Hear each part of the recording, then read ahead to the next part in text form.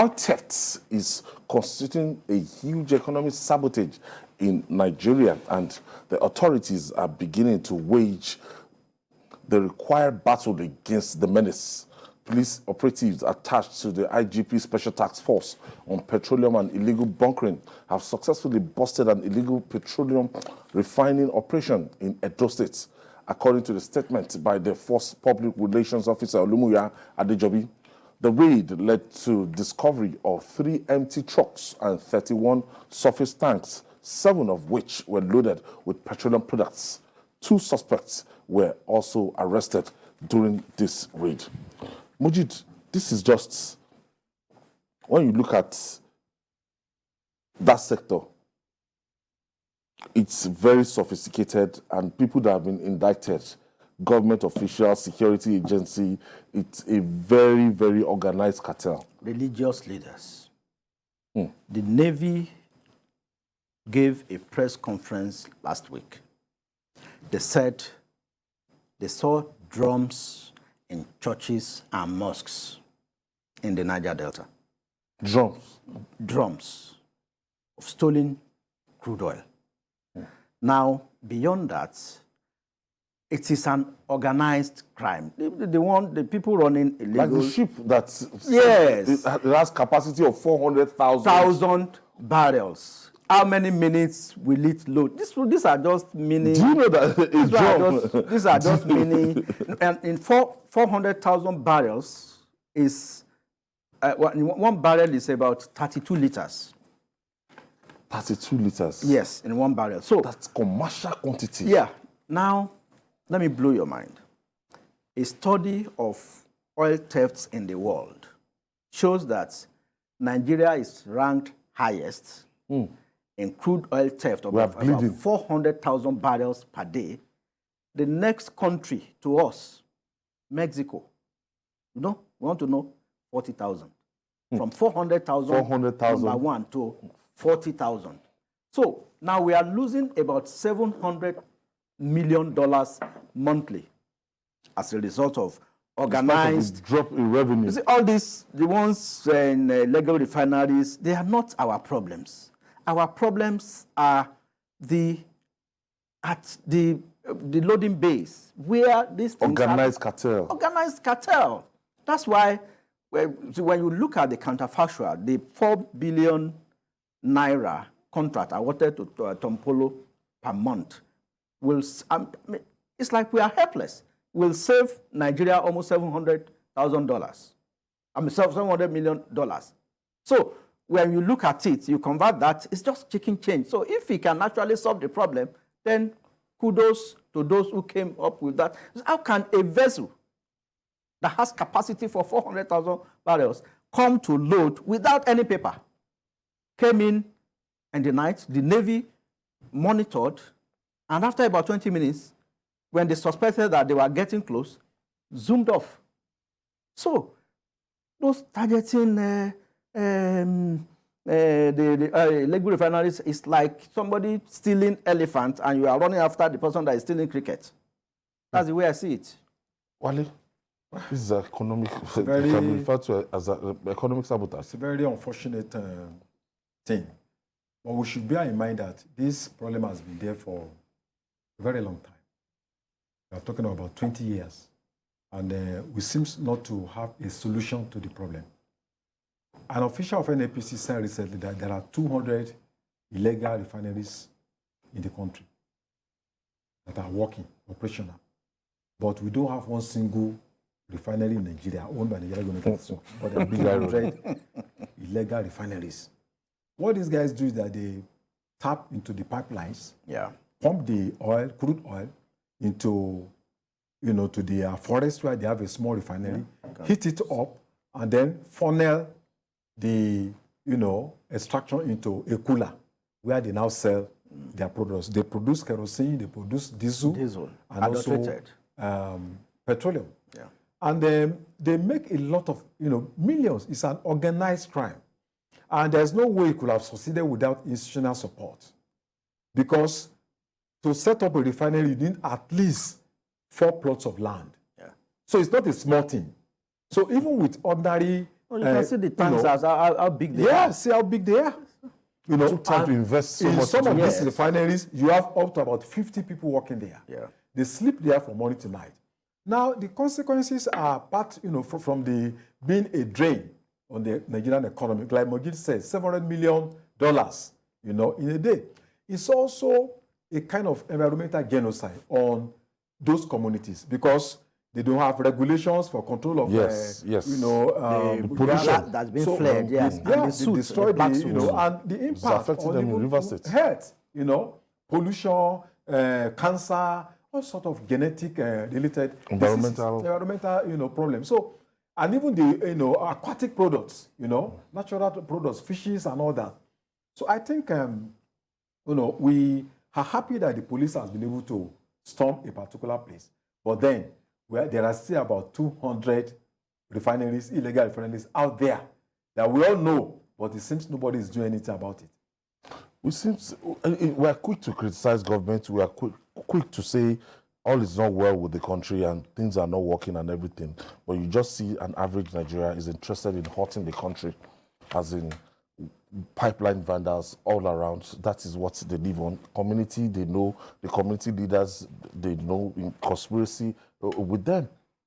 Some, if you go to the Niger Delta, you see some houses, some farms, farmlands where you see the pipeline. I mean, after several years, the pipeline is now on the surface, supposed to be buried underground. You see some of them are already weak and ruptured. I mean, a lot of money is spent yearly on pipeline repairs by the Pipelines and Products Marketing Company. I mean, now under the NNPC Limited. But you see some of these things like we are all human beings, we are all Nigerians. You see economic sabotage at the highest order. That's where it happens.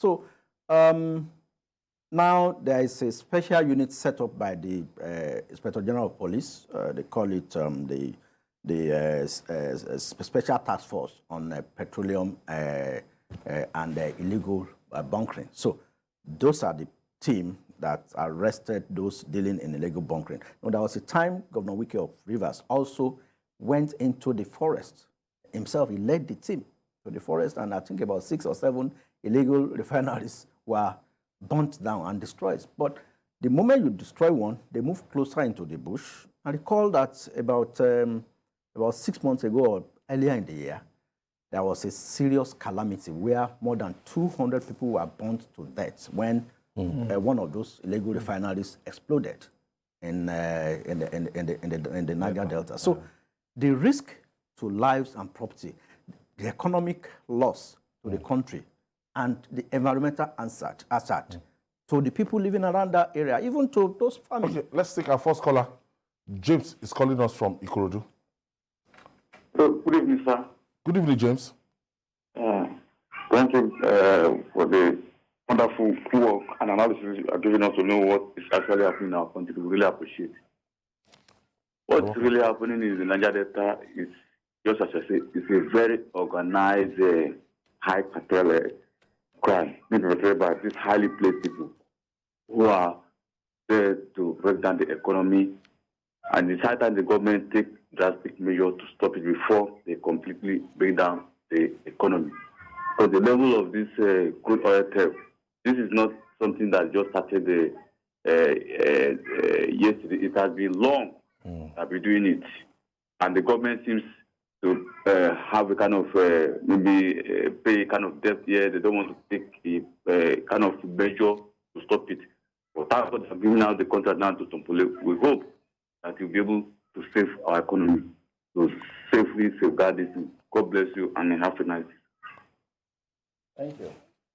So it's something that I think the civil defense, I think it's part of their mandate. Yes, to monitor pipelines. Monitor pipelines and everything. Oil theft. So instead of following individuals to party, carrying bags for madam, I think they should just step up their game and face what they were established to, carry out. Yes, certainly. But you see why this problem is very difficult to deal with is that there is a sense of community ownership community support.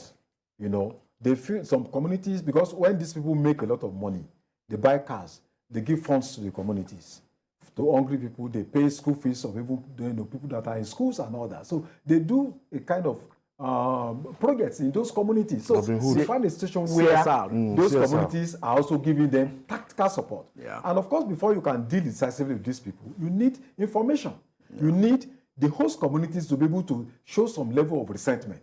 But there's a kind of collaboration. We don't love this country. So that's why it's very difficult. No, nobody is ready to lead you there to say, okay, come and uproot them, because they also see it as their own share of the national cake. So we need a kind of a new reorientation to give hope to the people that illegal institutions, criminal enterprises cannot be the best option to deal with their daily needs. Aramco in Saudi Arabia is the biggest oil company in the world. And from the loading bay right to refining and distribution, there is a network as big as a mini stadium where everything is monitored. Even if there's a leakage in a particular pipe, they will know. But in Nigeria, how many years of NNPC? I hope the change of name or the limited whatever, it goes beyond just changing names. We need tactics and logistics. But with the culture of characters there, I doubt if they have the capacity to deliver. Because at a time, other countries are making a huge boom from high oil prices. Nigeria is suffering. We are a lot of shut-ins, a lot of stolen crude oil. So this is the first time that there will be a boom in the global oil industry, that we're not benefiting from, and we are not benefiting. We would have projected $50, $60, and yes, we'll sell for $100. Our excess crude reserve now ought to have grown beyond $20 billion. I doubt $20 billion. I doubt if we have up to $2 billion there. Even our external reserve, we are busy using it to defend the naira. To defend the naira. In the last, between January and now, the CBN has defended the naira with more than $7 billion. At what cost? That's why those who are paying school fees, those who need the dollar genuinely, they cannot get it. These are some of the problems. These are some of the issues. It is a serious problem that is economic based, and whatever effort the government needs to take to tackle oil theft, those measures should be put in place. I don't envy the next administration, whoever succeeds in becoming the next president of Nigeria, because it's a country that is bleeding seriously. The next president is going to inherit a mess. The country is messier than it was in 2015. But I think with, a good understanding of history, with a good template, with a good blueprint, and with political will, we can turn around the fortunes of Nigeria and make it a great nation once again. What you need is to get the right people in the right places. Nigerians are ready to support a government that they discover is genuinely committed to addressing their fears and aspirations. It's just that when they are hopeless, then they decide to turn their back to the government. Okay, only time will tell. We wait for 2023 elections so that the next administration